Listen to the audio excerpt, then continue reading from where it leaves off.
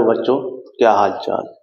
तो चलिए आज शुरुआत करते हैं इंट्रोडक्शन टू ट्रिग्नोमेट्री। तो बच्चों जो इंट्रोडक्शन टू ट्रिग्नोमेट्री की जो हम शुरुआत करने जा रहे हैं, ये 10th का बहुत ही इम्पोर्टेंट टॉपिक है और इससे बहुत ही अच्छे सवाल आते हैं। तो शुरुआत में हम टॉपिक का नाम है इंट्रोडक्शन टू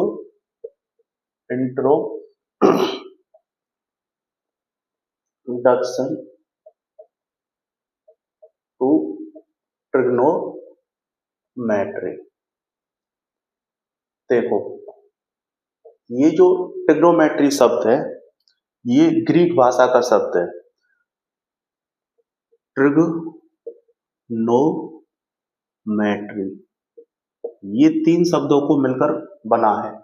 पहले हम इसकी डेफिनेशन समझते हैं कि ये है क्या। तो ये मेनली 3 शब्दों को मिलकर बना है, ट्राई प्लस गॉन प्लस आपका मैट्रॉन। ठीक है, ये क्या है? मैट्रॉन। कौन सी भाषा का शब्द है? ये ग्रीक भाषा का शब्द। ठीक है, ट्राई का मतलब 3, गॉन का मतलब साइड्स और एंगल। ये जो गॉन शब्द है इसका मतलब है साइड्स और एंगल्स, और मैट्रॉन का मतलब है मेजर। मोटा मोटा इन शब्दों से हमें ये तो पता चल गया ये किसी भी चीज की 3 साइड्स या एंगल का मेजरमेंट है। मोटा मोटा हमको इससे ये जानकारी मिल गई। तो ये किसके 3 साइड्स का मेजरमेंट है? तो 3 साइड्स किस में होती है? ट्रायंगल में। किस में होती है? ट्रायंगल में। और किस ट्रायंगल की बात होगी यहाँ पर? हमेशा right angle triangle, right angle triangle की बात होगी। ठीक है, और राइट एंगल ट्रायंगल कौन सा होता है? जिसका एक एंगल कितने का हो? 90 डिग्री का। ठीक है, अब इसका बेसिकली यूज कहां पर होता है वो समझो। जैसे राइट एंगल ट्रायंगल मेरा ये है, ठीक। अब ये देखो, अगर इसका एक एंगल, मान लो मैं इसका नाम दे देता हूं ए, बी और सी, मेरा ये एंगल 90 डिग्री का है। तो आपको पता है कि जो मेरा ट्रायंगल है उसके तीनों एंगल्स का सम कितना होता है? B angle C equal to 180 degree. अब ये आपका एंगल बी 90 डिग्री का हो गया, ठीक है, और ये एंगल सी और ये एंगल ए कितना हो गया? 180 डिग्री। तो angle A plus angle C equal to 180 minus 90 degree. तो angle A plus angle C equal to 90 degree. अब इन दोनों का एंगल ए और एंगल सी का जो सम है वो हमेशा 90 डिग्री के बराबर होगा।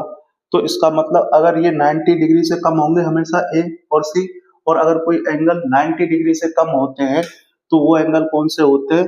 अगर किसी का जैसे मान लो ए है और एंगल सी है तो ये किससे लेस देन 90 होंगे अगर इनका सम है तो। भाई अगर जो लेस देन 90 होता है तो वो क्या कौन से एंगल होते हैं? Acute angle. तो इस ट्रायंगल में हमारे दो क्या होंगे? Acute angle. ठीक है, इतनी सी जानकारी मैंने आपको यहाँ पर दे दी। अब देखो मेन चीज जो हमें इसके बारे में पढ़नी है, ये एंगल मान लो इस पे एंगल है थीटा। ये थीटा भी एक ग्रीक वर्ड है, इसको क्या बोलते हैं हम? थीटा। और ये भी एक ग्रीक वर्ड है। कौन सा वर्ड है? ग्रीक भाषा का वर्ड है, ये भी एक ग्रीक वर्ड है। ठीक है, ग्रीक लेटर से लिया गया है, ये तो ग्रीक लेटर है ये। ठीक है, अब ये ग्रीक लेटर है तो इसका जो हम इस्तेमाल करते हैं वो किसको मेजर करने में कर रहे हैं? एंगल को मेजर करने में। एंगल इसका यूज कहां पर करते हैं? किसी भी एंगल को दिखाने के लिए। ठीक है, कि ये किसको रिप्रेजेंट करता है? Symbol of represent an angle, use to see, symbol के रूप में यूज करते हैं एंगल को रिप्रेजेंट करने के। तो ये बेसिक हमने 3 जानकारी पढ़ी। क्या क्या पढ़ा? कि जो introduction to trigonometry, trigonometry 3 word से बनी है जो ग्रीक भाषा के शब्द हैं, ट्राई, गॉन और मैट्रॉन। ट्राई का मतलब 3, गॉन का मतलब साइड्स और एंगल, और मैट्रॉन का मतलब मेजर। उसके बाद हमने पढ़ा कि 3 साइड्स का एंगल का मेजरमेंट है। तो किस ऐसा 3 किस में होते हैं? ट्रायंगल में होती हैं साइड्स और एंगल। तो ये किसमें 3 साइड्स किसकी? ट्रायंगल की है, और उस किस ट्रायंगल की है जिसका एक एंगल 90 डिग्री का है। जब एक एंगल 90 का होगा तो हमने इस रिलेशन से आपको प्रूव करके दिखाया, बाकी के जो 2 एंगल है जो ए और सी, ये आपके क्या होंगे? लेस देन 90 डिग्री, ये भी लेस देन 90 डिग्री। मतलब जिसमें एक एंगल 90 का हो और 2 लेस देन 90 के हो, ऐसे एंगल को हम राइट एंगल ट्रायंगल कहते हैं। और उसका उसके आपस में साइड्स एंगल का रिलेशन जो मेजरमेंट है वही इसमें आता है। चलो अब बात करते हैं हम एक और चीज की कि इसका यूज कहाँ पर होता है, एप्लीकेशन कहाँ पे होती है। तो देखो इसका एप्लीकेशन होता है, अगर मान लो मैं यहाँ पर खड़ा हुआ हूँ और मुझे किसी बहुत बड़ी हाइट की, बहुत ऊंची किसी वस्तु या टावर की लंबाई को, हाइट को मेजर करना हो, तो मैं कैसे करूंगा कि यहाँ से मैं अपनी आंखों से उस पर एक एंगल, जो उसका ऊपरी टॉप है उस पर एक एंगल बनाऊंगा, और टॉप से मेरा एंगल बनेगा, और मुझे उससे मतलब जो मेरा पोल खड़ा है या जो भी टावर खड़ा है उससे मुझे डिस्टेंस में मेजर कर लूंगा। ग्राउंड पर चढ़ ही तो नहीं सकता हूँ मैं इतनी ज्यादा हाइट पर, तो ये पता होगी मुझे और ये एंगल पता होगा, तो मैं उसकी हाइट निकाल सकता हूँ इस ट्रिग्नोमेट्री का यूज करके। ठीक है, उड़ते हुए प्लेन की हाइट निकाल सकता हूं मैं। ठीक है, और भी एप्लीकेशंस हैं इसकी जो हमारी जगह जगह पर इसका यूज होता है। अब हम बेसिकली किसके बारे में पढ़ेंगे? पहले राइट एंगल के बारे में हम कुछ चीजें जानेंगे। ठीक है, तो आओ शुरुआत करते हैं। मैं राइट एंगल के बारे में जो चीज सबसे ज्यादा यूज होगी वो है अपनी पाइथागोरस थ्योरम। तो पाइथागोरस थ्योरम क्या कहती है? पाइथागोरस थ्योरम क्या कहती है हम ये देखेंगे। गोरस थ्योरम, इसको समझने के लिए सबसे पहले मैं क्या कर रहा हूं, एक ट्रायंगल बना रहा हूं, राइट एंगल ट्रायंगल। ये मैंने बनाया एक राइट एंगल ट्रायंगल। क्या बना लिया? Right angle triangle. इसका नाम दिया ए, इधर बी और इधर सी। ठीक है, मेरा ये कितना है? 90 डिग्री। ये मेरा ए एंगल और ये एंगल सी हो गया। मेरा ये परपेंडिकुलर मान रहा हूं मैं, ये क्या है? परपेंडिकुलर। ये क्या है? मेरा बेस, और ये क्या है? मेरा हाइपोटेन्यूस। ठीक है, कैसे?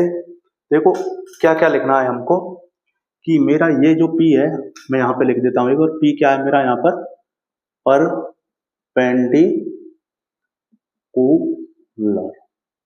ठीक है, अब बात करता हूँ B। B मेरा क्या है? बेस। क्या है ये? बेस। और जो ये स्लैंट हाइट है मेरी, ये क्या है? हाइपोटेन्यूस। हाइपोटेन्यूस। ठीक है, अब हमारी जो पाइथागोरस थ्योरम है वो क्या कहती है मेरी? वो ये कहती है कि जो परपेंडिकुलर है इसका स्क्वायर प्लस बेस का स्क्वायर बराबर होता है हाइपोटेन्यूस के स्क्वायर। ये है मेरी पाइथागोरस थ्योरम। देखो क्या कह रही है मेरी पाइथागोरस थ्योरम कि जो परपेंडिकुलर है, ये वाली साइड है, ये है परपेंडिकुलर मेरा।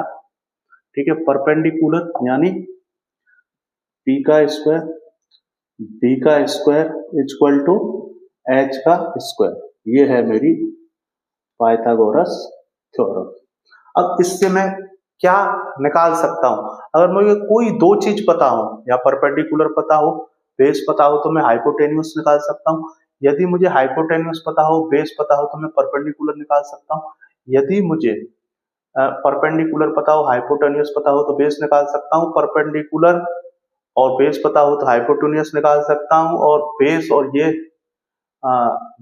और हाइपोटेन्यूस पता हो तो ये परपेंडिकुलर, और बेस ये और ये पता हो तो ये, और मतलब कुल मिला के मुझे कोई दो चीज पता हो, इसमें पता होंगी, तो मैं तीसरी चीज आसानी से इसमें निकाल सकता हूं। अब मेन चीज क्या आती है जहां पर बच्चे सबसे ज्यादा समझ में जिन्हें चीज नहीं आती, क्या? कि यहाँ पर जो परपेंडिकुलर है और बेस है ये फिक्स नहीं रहते। जो परपेंडिकुलर है और बेस है ये हमेशा फिक्स नहीं रहते, ये बदलते रहते हैं, ये फिक्स नहीं रहते, ये समझने की बात है। तो ये कैसे बदलते हैं वो समझना है हमें। देखो अगर हमसे ये कहा जाए कि एंगल ए के बारे में पूछ रहा हो, एंगल ए के बारे में बात हो रही हो कि एंगल ए पे थीटा एंगल ले रहा हो, तो परपेंडिकुलर मेरा ये होता है। और अगर थीटा एंगल इसको माना जा रहा हो तो मेरा परपेंडिकुलर ये होता है। बस ये फर्क है, इसके सामने जिसको थीटा माना जाएगा, जिसको एंगल को थीटा माना जाएगा उसके सामने वाला हमेशा परपेंडिकुलर होगा। और ये जो स्लैंट हाइट है ये हमेशा हाइपोटेनियस होती है, ये जो स्लैंट हाइट है ये हमेशा हाइपोटेनियस होती है। और इसके थीटा के सामने वाला परपेंडिकुलर, अगर ये थीटा है तो ये परपेंडिकुलर। अब बचा क्या? बेस। तो जो बच जाएगा वही क्या होगा? बेस। दोबारा समझ लो, जैसे मान लो मैंने ये एक राइट एंगल ट्रायंगल बनाया, पी क्यू आर, ये सबसे ज्यादा समझने का विषय। मान लो मैंने थीटा एंगल इधर बताया तो मेरा परपेंडिकुलर इधर आएगा, ठीक है। अगर मान लो मैंने थीटा एंगल इसको लिया तो मेरा परपेंडिकुलर इधर आएगा, 90 के सामने वाला हाइपोटेनियस होगा हमेशा। और जो बच जाएगा वो बेस हो जाएगा। एक केस में अगर ये परपेंडिकुलर है तो उस केस में बेस ये आएगा, और ये थीटा है ये परपेंडिकुलर है तो उस केस में बेस ये आएगा। बोलो आ गई बात समझ में सभी को? ठीक है। अब यहां से आगे जो चीजें हमें समझनी है वो करने हैं हमें क्वेश्चन, ठीक है। वो हमें क्या करना है? क्वेश्चन करना है। तो क्वेश्चन की शुरुआत करने से पहले हम समझेंगे ट्रिग्नोमेट्रिक रेशो को, लेकिन उससे पहले मैं आपको एक चीज समझा देता हूं कि पाइथागोरस थ्योरम पर एक क्वेश्चन करा देता हूं, छोटा सा ही कराऊंगा, कोई बात नहीं है। और देखो ये जो नोट्स हैं अपने पास वो आपको मिल सकते हैं, आप हमारे कोचिंग कनेक्ट कोचिंग क्लासेस से संपर्क कर सकते हैं, तो आपको ये सारे नोट्स मिल सकते हैं जो मैंने तैयार किए हैं और उन्हीं से मैं पढ़ा रहा हूँ, ठीक है। घबराने वाली कोई बात नहीं है। आप मुझे मेरे कोचिंग के नंबर पर व्हाट्सएप कर सकते हैं, तो मैं उससे रिगार्डिंग भी आपके लिए वीडियो बना दूंगा। तो अब चलो अब दूसरी चीज हम समझते हैं, क्वेश्चन लेते हैं।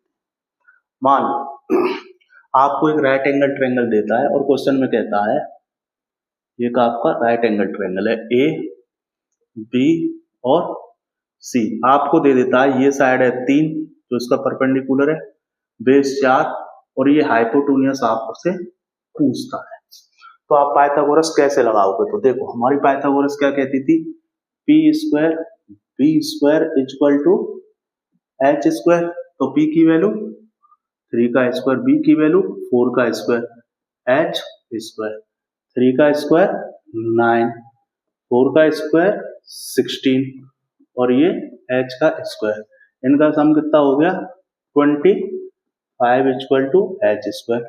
इसको यहां से हटा के मैं ऐसा कर दूंगा तो ये अंडर रूट 25 का कितना होता है? 5h, ठीक है। अब इसको बॉसों को ये भी नहीं आता होगा तो ऐसे निकलता है 5 5 पेयर का एक 5, ठीक है। तो ये कितना आ गया? 5। इस तरीके से आप निकाल सकते हो।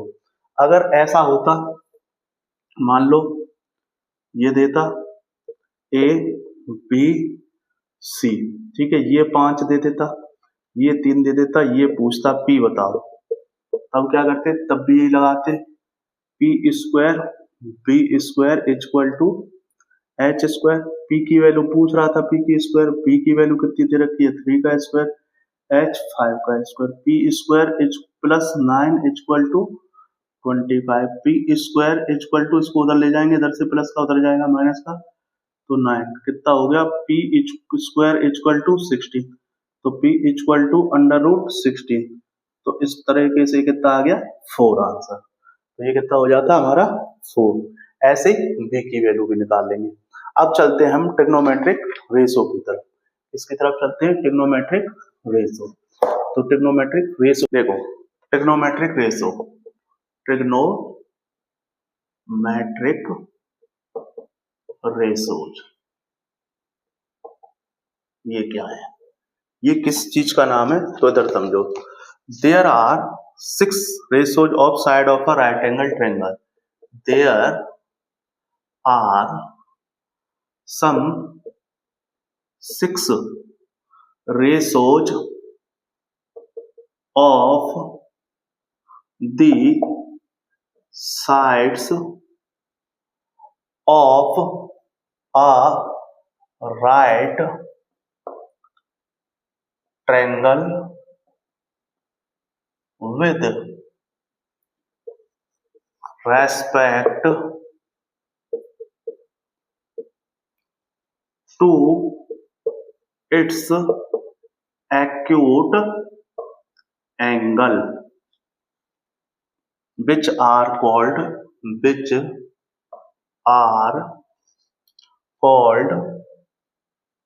trigonometric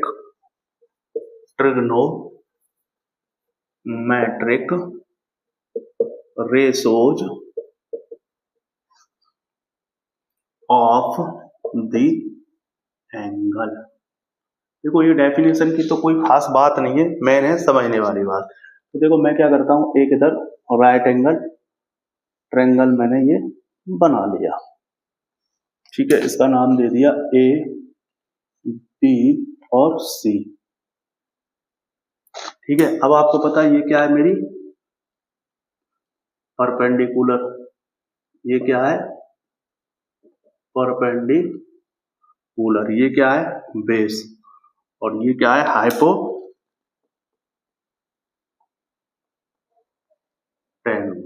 ठीक है, अब ये एंगल मैं थीटा ले रहा हूं, अगर मैं ये थीटा ले रहा हूं तो ये परपेंडिकुलर, अगर मैं इस पे थीटा मानता तो मेरा ये परपेंडिकुलर होता और ये बेस हो जाता, बस ये चीज ध्यान देने की है। तो मैं यहाँ पे लिख देता हूँ P मेरा क्या है यहाँ पर परपेंडिकुलर, ठीक है, B मेरा क्या है यहाँ पर बेस, और H मेरा क्या है हाइपोटेन्यूस। अब मेरे रेशो क्या है, देखो मेरे रेशो बनेंगे परपेंडिकुलर का इसके साथ रेशो। तो देखो मैं क्या कर रहा हूं साइन थीटा, ये है मेरा साइन थीटा, मैं क्या लिख रहा हूं साइन थीटा, ठीक है, ये है मेरा रेशो, किस किस का रेशो है, ये परपेंडिकुलर और हाइपोटेन्यूस। तो मैंने इसके ये शॉर्ट फॉर्म में क्या लिया था P, तो ये आ गया मेरा P अपॉन H। ठीक है, दूसरा रेशो है मेरा cos थीटा का, वो किसका बेस अपॉन हाइपोटेन्यूस, तो B अपॉन H।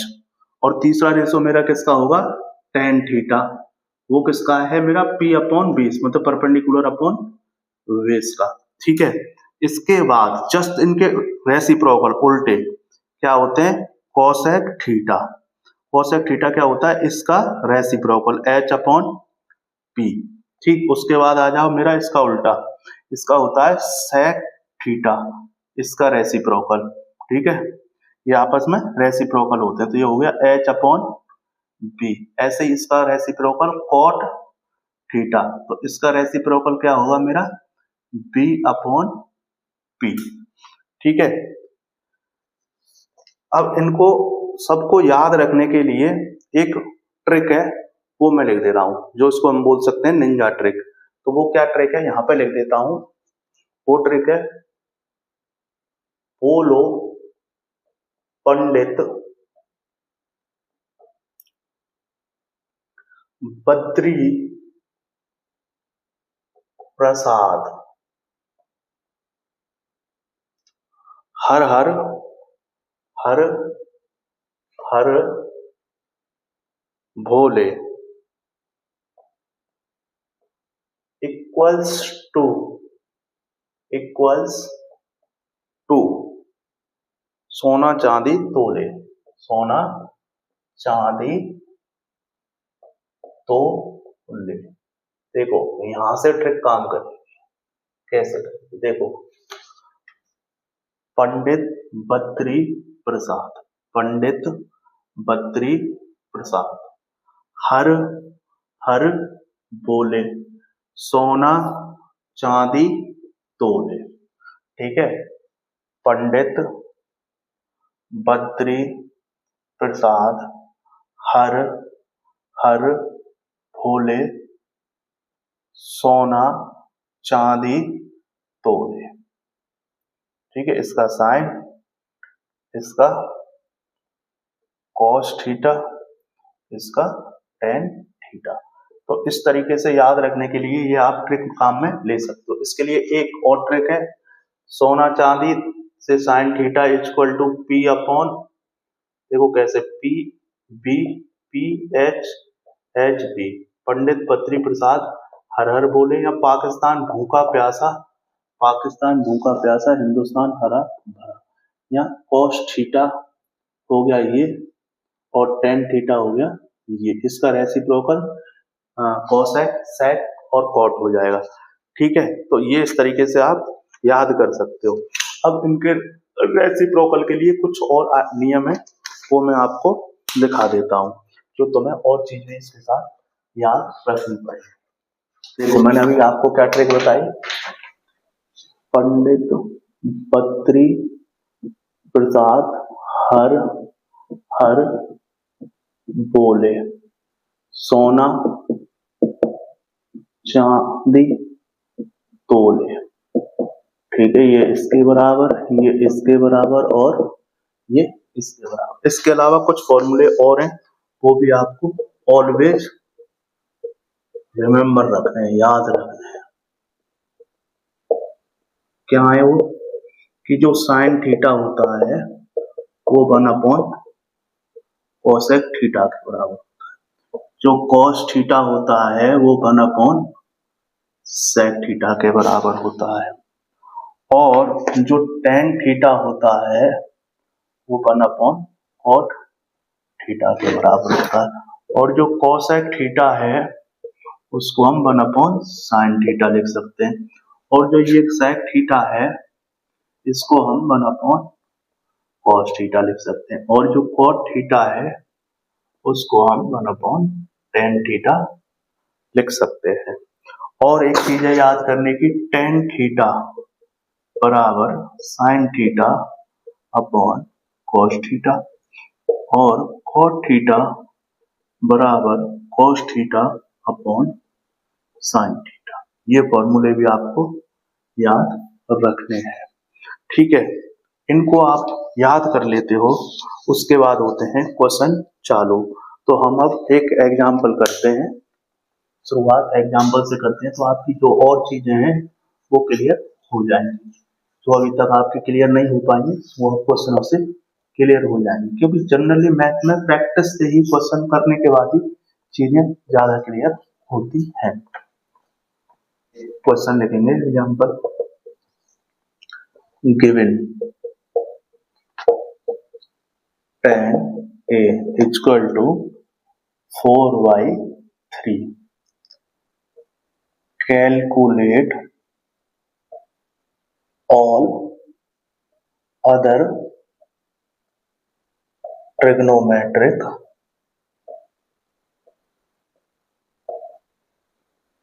ratios। ठीक है, सबसे पहले अब इसको कैसे करेंगे, देखो हमको सबसे पहले जो मैंने बताया था आपको, वो ट्रिक बताई थी, उसको याद करो। साइन थीटा बराबर क्या था, P/H। ठीक है, कॉस थीटा बराबर B/H, और टेन थीटा बराबर मेरा था P/P। अब इधर देखो, टेन थीटा यहां दे रखा है, तो मैं एक ट्रायंगल बनाता हूं,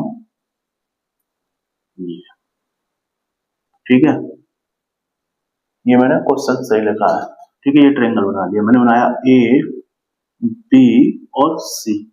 अब यहाँ पर बात कर रहा है ए, देखो इसको देखना है, ये ए, तो इसका मतलब थीटा मेरा कहाँ है, यहाँ, तो मेरा परपेंडिकुलर क्या होगा, ये मेरा, ये क्या होगा बेस, और मेरा ये क्या होगा हाइपोटेनस। ये बना लोगे आप, यहाँ तक क्लियर है, ये आपको ट्रिक से याद है, इसका उल्टा आपको याद है।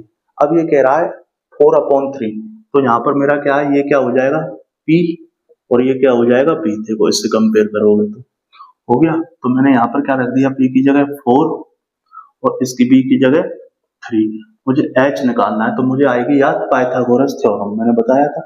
तो P² plus B² equal to H², तो मेरा P की जगह कितना आएगा 4 का स्क्वायर, P की जगह 3 का स्क्वायर, H², ये 16, ये 9, ये H², ये 25 इक्वल टू H², तो यहाँ से H equal to √25 equal to 5, तो ये कितना आ गया 5। अब मुझसे कह रहा है all other trigonometric ratios. All other trigonometric ratios में देखो ये दे रखा था साइन थीटा कॉस थीटा नहीं दे रखा था। 6 रेशो होते हैं हमारे, कितने होते हैं? 6 ट्रिग्नोमेट्रिक रेशो होते हैं, 6 ट्रिग्नोमेट्रिक रेशो होते हैं हमारे पास। तो हमें और 5 बताने थे। तो साइन का उल्टा क्या होता था? Cosec theta. ये क्या होता था? H upon P. कॉस का उल्टा क्या होता था? Sec theta. और ये क्या होता था? H upon B. टेन का उल्टा क्या होता था? Cot theta. और ये क्या होता था? B upon p. ठीक है, तो अब मुझे ये सारे लिखने हैं। तो मेरे पास पी की वैल्यू कितनी है? 4। एच कितना आया है? 5। मैंने ये लिख दिया एक। फिर मुझे बी कितना दे रखा है? 3। एच कितना आया है? 5। ये मुझे दे ही रखा था 4 अपॉन 3। ठीक है, अब कोसेक किसका उल्टा होता है? साइन का। तो साइन का उल्टा इसका करूंगा तो ये 5/4। अब ये एच अपॉन बी इसका उल्टा, तो 5/3। पी अपॉन पी इसका उल्टा 3/4। बोलो समझ में आया कि नहीं आया? बताओ आया कि नहीं समझ में आया? तो इस तरीके से आपसे क्वेश्चन पूछ सकता है। बताओ समझ में आया? हाँ। अब अगला एक क्वेश्चन और करेंगे हम। ठीक है, तो मैं और आपको कुछ क्वेश्चन बताता हूं। A right triangle ABC, right angled at B. If